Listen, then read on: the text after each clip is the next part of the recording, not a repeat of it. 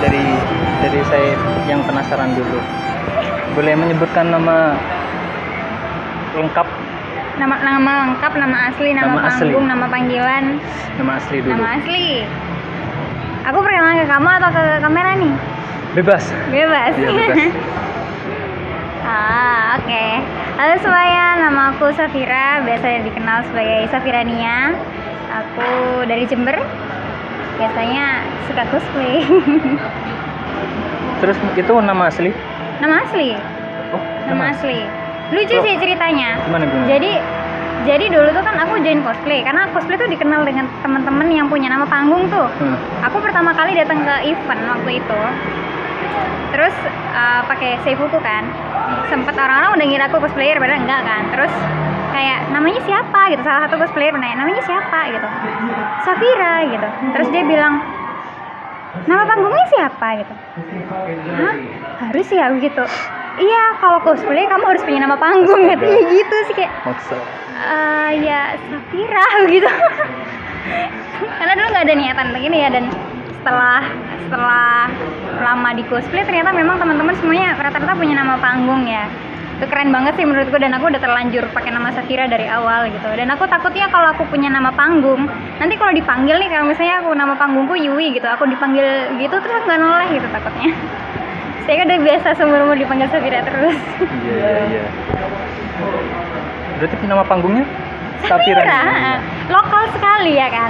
Kadang tuh minder karena teman-teman tuh kayak namanya itu keren banget, kayak yang apa ya, Naomi gitu tuh, Aiko gitu kan, nama-nama Jepang, Megumi. Namaku kayak udah lokal banget, Safira. Apa yang membuat Anda kenal pada cosplay? Pertama, kalau aslinya itu aku suka ke anime ya kan. Terus Dari umur? dari kecil. Oh. Kalau dari kecil pasti cuma modal RCTI gitu kan. Ke Global TV. Terus waktu SMP baru kenal sama yang namanya warnet. Dan ilmu download akhirnya ya udahlah keracun nonton anime. Terus ya itu mulai dari itu sih kan suka ngebayangin kayak keren banget ya kalau jadi ini, keren banget jadi itu ya. Terus kagum juga sama cosplayer sampai suatu hari memberanikan diri untuk datang ke event dan bener-bener kayak terhipnotis sama mereka semua yang cakep-cakep, wignya warna-warni, kostumnya itu kinclong-kinclong, dan kayak aku mau nih, aku mau ngelakuin ini deh, aku mau jadi kayak mereka ya gitu. Berarti event pertama kali di mana berarti? Di Jember 2017 waktu itu. Eventnya Besuki Ken Matsuri. Datang nggak? Di Seven Dream City dulu. Oh, itu pertama kali berarti? Kalau yang aku datang, baju ya yang biru itu. Iya, sih buku. Datang berarti? Iya, saya melihat sekilas yang pegang kamera. Iya, itu. Nah, lucu itu karena ya itu pertama kali join. Sebenarnya ya terjun sih ya. Aku nggak tahu itu disebut aku cosplay atau enggak, tapi pertama kali kenal dunia Jepangan tuh di sana. Dan itu aku bawa kamera karena aku niatnya memang aku pengen belajar jadi kamiko. Kamiko tuh fotografer cosplayer gitu. Makanya aku jadi bawa kamera gitu kan.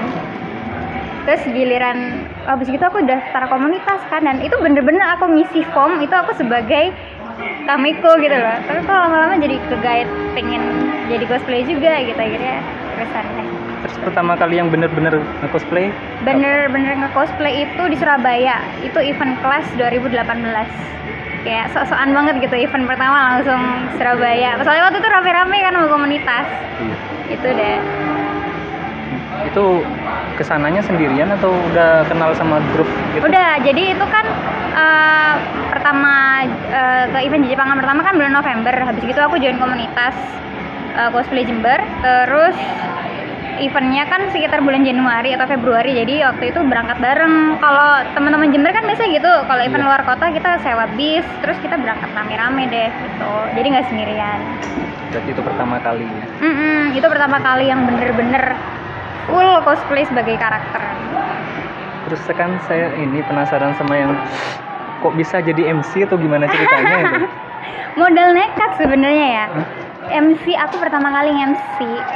Kalau MC di Jepangan itu Besuki Ken Matsuri yang kedua ya, yang di Aston itu. Sebelumnya itu sih pengalaman MC ku itu MC lomba barista. Jadi aku dulu kerja di hotel dan itu ada event lomba barista kan.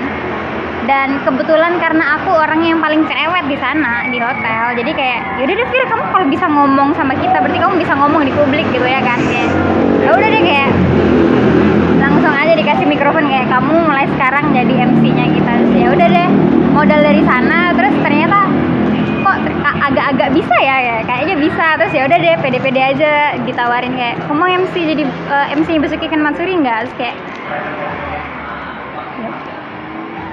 kayaknya bisa deh, udah deh nyoba aja. Ya udah deh. Berarti pertama kalinya di Haston Hotel. Iya, kalau untuk MC Jepangan. Tuh. Berarti pernah selain MC di Jepang? Pernah. Selain apa? Iya, lomba itu sama lomba barista itu aku udah 3 kali MC itu, terus sama sekali event virtual. MC event virtual. Baru-baru ini.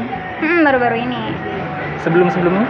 Sebelum-sebelumnya enggak, karena aku juga masih nggak pede ya. Oh, iya. Apalagi kayak acara-acara formal. Soalnya aku tuh kayak yang apa ya, so akrab gitu loh, tipikal gue kan kayak yang hei semuanya selamat pagi kayak gitu kan. Terus kalau acara formal gimana mau pemerintah kayak yang selamat pagi hadirin sekalian. Susah. Dari 2017 sekarang 2020, berarti 2 tahun sampai 2020 atau 2 tahun sih? 3 tahun? Iya, 3 tahun. 3 tahun berarti. Nggak terkenal sih menurutku. Tapi banyak yang kenal. Banyak yang tahu tapi nggak terkenal. Masa sampai keluar kota pun banyak yang kenal orang Surabaya tuh? Saya yang event yang soalnya aku kalau keluar kota waktu itu pernah sekali paling banyak dapat kayak followers itu waktu event di Malang. Itu aku bawa kartu nama, kayak ini nama Instagramku ya. Jadi kayaknya dibagi-bagiin deh. Terus ya itu dia dari sana dapat followers Instagram gitu tuh kan. Pernah jadi narsis ternyata orangnya. gue star pernah Gestar yang diundang gitu pokok. Dulu itu dibilang diundang sih nggak ya, karena dulu aku ikut manajemen gitu, jadi kan jadi otomatis ketika manajemen itu ada event, aku juga termasuk salah satu pengisi acara yang ini. Jadi dalam masalah lain bisa dibilang gestar, tapi di balik itu juga tetap ada gestar utamanya karena aku terikat kontrak sama mereka, jadi ya aku juga di sana gitu. Berarti bukan undangan ya, punya Bukan. manajer ya? Sejauh ini di luar manajemen waktu itu belum pernah ada. Semoga ya. DM aku ya. Langsung saja ke pertanyaan para netizen, anjay.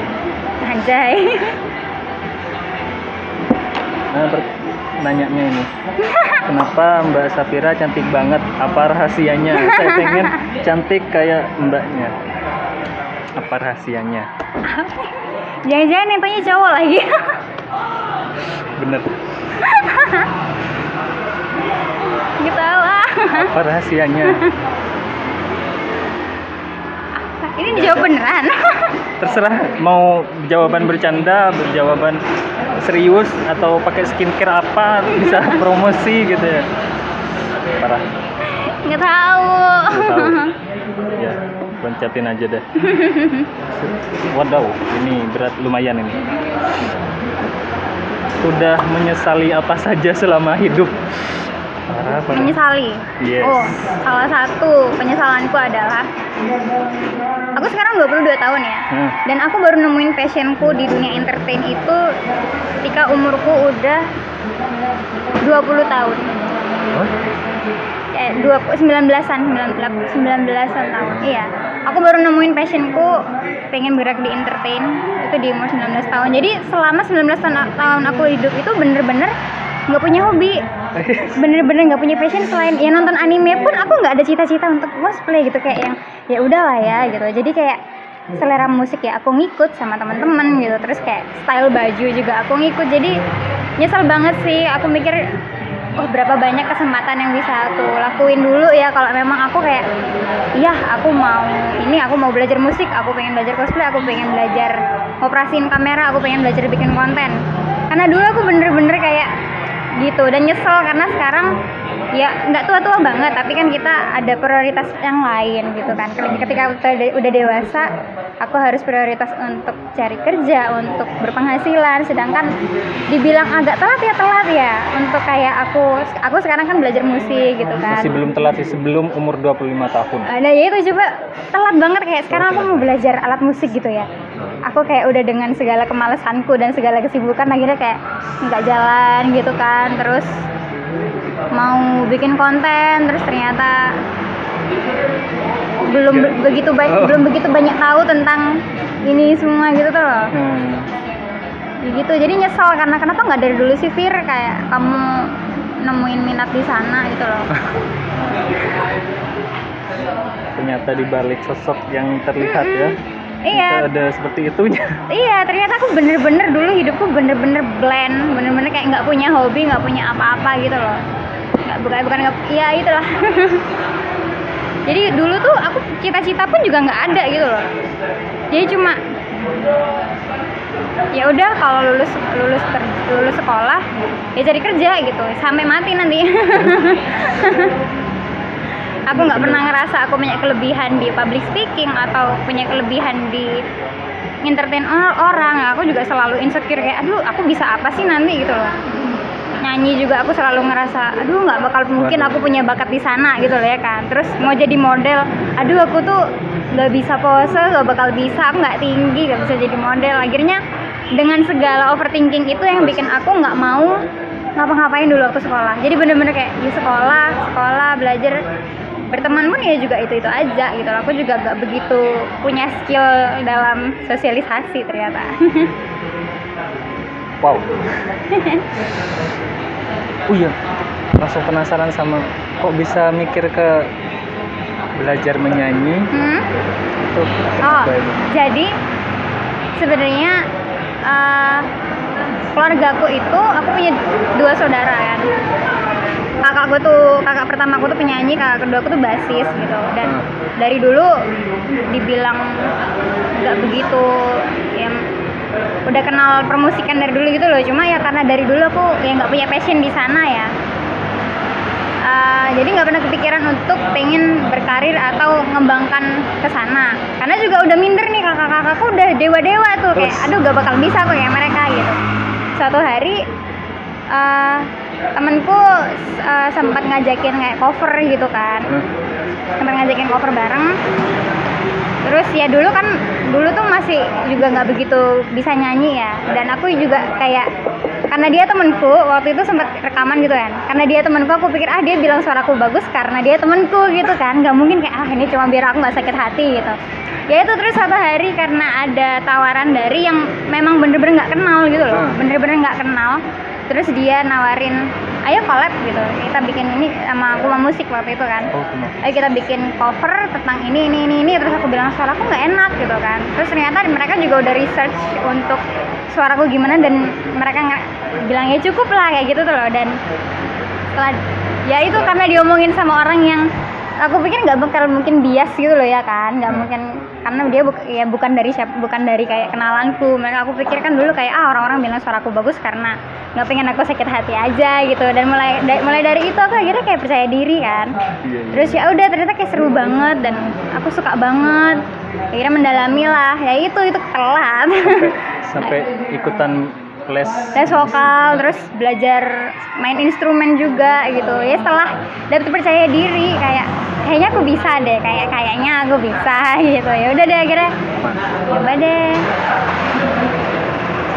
Kalaupun nanti karirku misalnya nggak jadi seorang penyanyi profesional gitu ya, tapi belajar tuh nggak pernah ada ruginya gitu loh ya kan. Itu kenapa kayak ya oke lah, nanti kalau aku nggak bakal jadi penyanyi gitu, tapi kan ya belajar tuh nggak ada ruginya gitu. Belajar main gitar kan juga nggak ada ruginya gitu. Jadi mumpung aku masih bisa.